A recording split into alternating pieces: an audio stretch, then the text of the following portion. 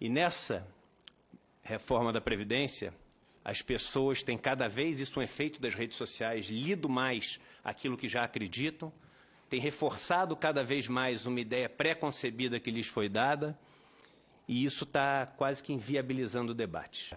É bom começar de uma análise simples para as pessoas compreenderem o seguinte: o déficit acontece porque o Brasil não cresceu. Se o Brasil tivesse crescido minimamente ao longo dos 3 últimos anos, e a gente vai discutir aqui a questão do ovo e da galinha, se a gente não cresceu por causa da Previdência, ou se o déficit da Previdência vem porque a gente não cresceu, mas fato é que se o país tivesse crescido 2% ao ano, metade do que cresceu entre 2005 e 2013, a gente teria hoje um superávit primário de mais de 100 bilhões de reais no país. A gente está falando aqui de uma proposta que afeta 100% da população brasileira. São poucos momentos onde a gente para discutir isso. E como a gente pode estar com uma pressa tão grande de aprovar uma coisa que se você der um Google sobre déficit da Previdência, dê um Google, eu fiz isso na semana passada, você vai ver. Previdência tem déficit de 195 bilhões. Rombo da Previdência aumenta para 290 bilhões no mesmo ano. A farsa chamada déficit da Previdência. Déficit do INSS é de quase 200 bilhões. CPI confirma, não tem déficit na Previdência Social. A CPI que o senhor, com muita eficiência, presidiu. E o rombo da Previdência é uma mentira. Como podemos estar apressando uma questão onde a sociedade não sabe ao certo chegar nos números? Einstein dizia que a média é um perigo. Porque se você tiver com metade do seu corpo no forno e metade na geladeira, na média você está na temperatura ambiente, na prática você está morto. Ou seja, essas contas, olhando só a da urbana, ela é maior o que você arrecadou entre 2010 e 2015 do que o que você gastou com os trabalhadores urbanos. O trabalhador rural, ele foi incluído na Constituição de 88 para se fazer justiça social, porque passou décadas sendo aquele boia fria, safreiro, meeiro, que não tinha a menor condição de sobreviver. Logo, inicia-se com o estoque de pagamentos a se fazer sem nenhuma contribuição. É claro que é estruturalmente deficitário, mas a função dessa Previdência não é equilibrar as contas, é equilibrar uma injustiça social. A Previdência do Trabalhador Rural existe para equilibrar uma injustiça social. Porque o senhor, como constituinte, sabe que em 1988 criou-se um pacto social. Um pacto onde, copiando simplesmente, não inventamos a roda, o que aconteceu na Europa, o que aconteceu nos Estados Unidos, que agora é tão exemplo para o Brasil, a gente criou uma rede de proteção social, a Seguridade Social, o Social Security. Quando você abre hoje os jornais, assiste o noticiário, você vê o seguinte: representantes dos bancos, que são os macroeconomistas que sentam lá no ar-condicionado. Quando você liga a televisão, até aqui na TV Senado, você vê o quê? Brancos, ricos, que vivem o dia inteiro no ar-condicionado, comentando sobre a questão da Previdência. E a pergunta que eu faço é a seguinte: quantos negros já foram ouvidos no Jornal Nacional, já foram ouvidos no Jornal da Bandeirantes, no Jornal do SBT, nas primeiras páginas dos principais jornais do Brasil? Quantos negros foram ouvidos falando sobre isso? Quantos representantes dos trabalhadores rurais? Quantos representantes das pessoas que mais vão ser impactadas por essa Previdência estão sendo ouvidos? Ora, por quê? Porque quem veste um terno e trabalha no ar-condicionado e tem mais dinheiro é mais inteligente? Agora, se ter militares ajudou o governo a ser empático aos militares, ter negros no governo, ter mulheres no governo, mais do que somente 2, faz também o governo ser um governo empático a essas causas. Isso. E quando o ministro da Economia diz o seguinte: é 1 trilhão, senão eu estou fora, ele não leu a Constituição Federal.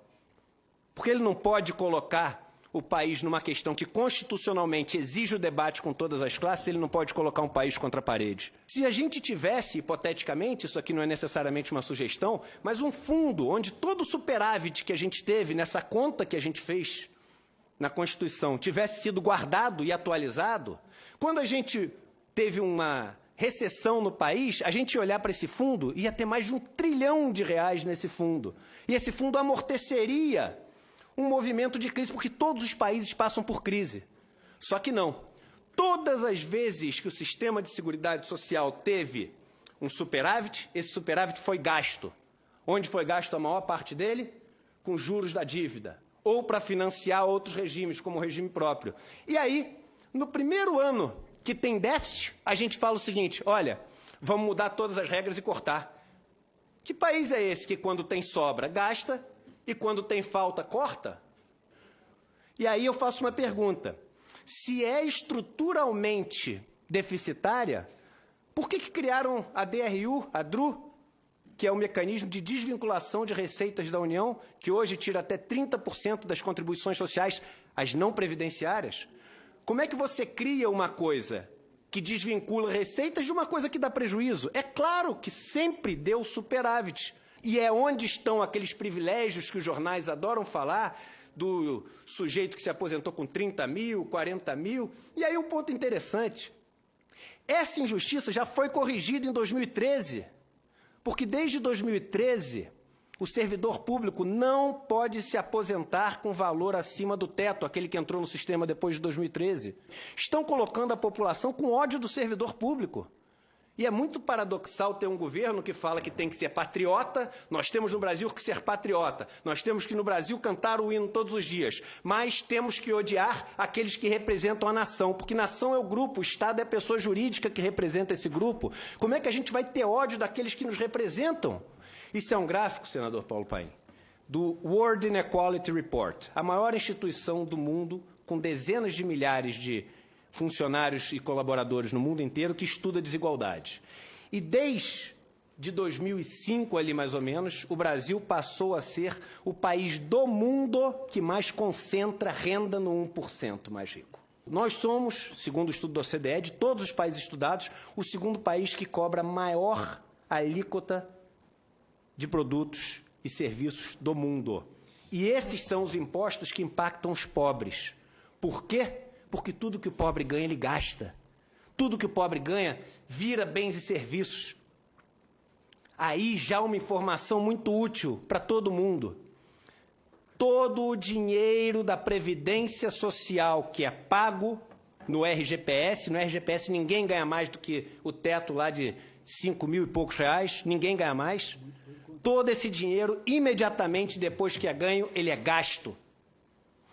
Metade desse dinheiro, portanto, volta automaticamente para o governo como impostos. Se você somar o que volta para o governo como impostos daquilo que é pago pelo RGPS, imediatamente ele também vira superavitário em qualquer situação e muito superavitário. O Brasil é o país do mundo que menos cobra alíquota de imposto sobre renda, lucro e ganho de capital, de todos os estudados. Somos um paraíso fiscal para os ricos. Essa é a verdade. A maior parte da renda dos ricos é recebida via dividendos. E os dividendos são isentos. Só nós e a Estônia não tributamos dividendos no mundo. Somando os dois, o que se paga dentro e fora da empresa, no Brasil a gente paga menos de 30%, porque a gente tem a figura do juro sobre capital próprio também, que é mais uma moleza que o empresário tem no país. E a gente quer ser igual aos Estados Unidos. Os Estados Unidos, somando os dois, o empresário paga 57%. A gente quer ser igual à França. Na França, somando os dois, o empresário paga 64%. A gente quer ser igual à Austrália. Na Austrália, somando os dois, o australiano paga 49%. E aí, eu sempre falo, porque o rico no Brasil tem mania de falar o seguinte, olha, eu até pagaria mais imposto se tivesse, pelo menos no país, educação de qualidade, saúde de qualidade, boas estradas. Aí eu falo assim, meu amigo, o dinheiro que você tem foi um dinheiro acumulado em cima dessa estrutura aqui de juros. E você tem dinheiro hoje para comprar um bom carro, para ter um bom plano de saúde, para botar seus filhos numa escola particular boa. Então, o seu imposto volta como educação, volta como saúde, volta como transporte. O imposto que não volta é o imposto do pobre. E o que a gente gera com isso? Uma sociedade onde não tem meritocracia. Esse é um estudo da OCDE que mostra o seguinte: se você nasce nos 10% mais pobres do Brasil, quantas gerações demora até um descendente chegar na renda média do país? O Brasil é o vice-campeão mundial. Demoram 9 gerações, 225 anos até alguém nascer. Ou seja, no Brasil, se você nasceu pobre, você vai ser pobre. Senador, não sei se o senhor sabe, mas em quase 4.000 municípios do Brasil, a receita dos benefícios da Previdência, só do RGPS, são maiores do que o Fundo de Participação dos Municípios, o FPM. Se eles pararem de ter isso, esses municípios quebram. O grupo que tem o BPC vive a mais com qualidade, expectativa de anos de vida saudáveis. Os homens vivem 1 ano a mais, as mulheres 4 anos a mais. Logo, cortar o BPC significa, essa é a matemática, cortar esses anos a mais. E cortar anos de vida significa o quê, senador Paulo Paim? Significa matar, não tem outra palavra. Quem aceita essa reforma da Previdência do jeito que veio, tratando as pessoas que vivem na miséria, porque só alguém que vive na miséria pode receber o BPC, tratando alguém que não tem a capacidade física de exercer mais nenhuma função, que são as pessoas deficientes que recebem o benefício do BPC. Quem trata isso como número e aprova, sem nenhum comentário, essa reforma da Previdência, tem as mãos sujas de sangue, não tem outra palavra para falar. Está matando brasileiros. Portanto, eu e o estudo, eu tenho aqui o estudo, não vou ler o último parágrafo, porque sei que já passei do meu tempo. O estudo é muito claro e eu posso afirmar com toda certeza: a reforma da Previdência proposta pelo novo governo é racista. Só existe um país que cresceu muito mais que o Chile ao longo dos últimos 10 anos na América Latina. O senhor sabe qual foi? Foi a Bolívia. Você sabe o que a Bolívia fez em 2010? Ela aprovou uma lei reestatizando a Previdência Social que tinha sido privatizada, fazendo a idade mínima cair de 65 anos para 58 anos, fazendo com que as mulheres tivessem o direito de se aposentar 1 ano a menos para cada filho que tivessem, limitado a 3 filhos, fazendo com que os operários das minas pudessem diminuir a idade mínima de aposentadoria em 1 ano para cada 2 anos trabalhados. E sabe o que aconteceu com a Bolívia durante esse tempo? Que caos, né? Quebrou. Se fez isso, que é o contrário do que a gente está fazendo, quebrou. Pois bem, se nos últimos 10 anos o Chile cresceu 34% o seu PIB, a Bolívia cresceu 62% o seu PIB, foi o país que mais cresceu na América Latina, distribuindo riqueza. A lógica é, e esse exemplo que eu dei da Bolívia mostra isso, a lógica é, um país com tecido social frágil precisa de uma proteção social forte. Quando, hoje em dia, um banco vai quebrar, ele recorre a quem? Ao Estado. E aí ele tem um PROER, e não acontece no Brasil só. Nos Estados Unidos, quando os bancos quebraram, recorreram também ao Estado. Quando um empresário tem dívidas enormes, ele recorre a quem? Ao Estado, com o refinanciamento das suas dívidas através do refis. O rico vai sempre continuar podendo recorrer ao Estado. É o famoso capitalismo dos ganhos e socialismo das perdas. Eu acho, senador, que acabou o tempo em que a gente se orgulha de ter um país onde as 2 pessoas mais ricas, um é banqueiro, o outro produz cerveja. Um país desse não valoriza a criação de riqueza, porque nenhum nem outro produzem riqueza para o país para ser dividida. A solução desse país, Frei Davi, ela é muito simples. Ela envolve dar riqueza para que as pessoas tenham o mínimo para também produzir riqueza.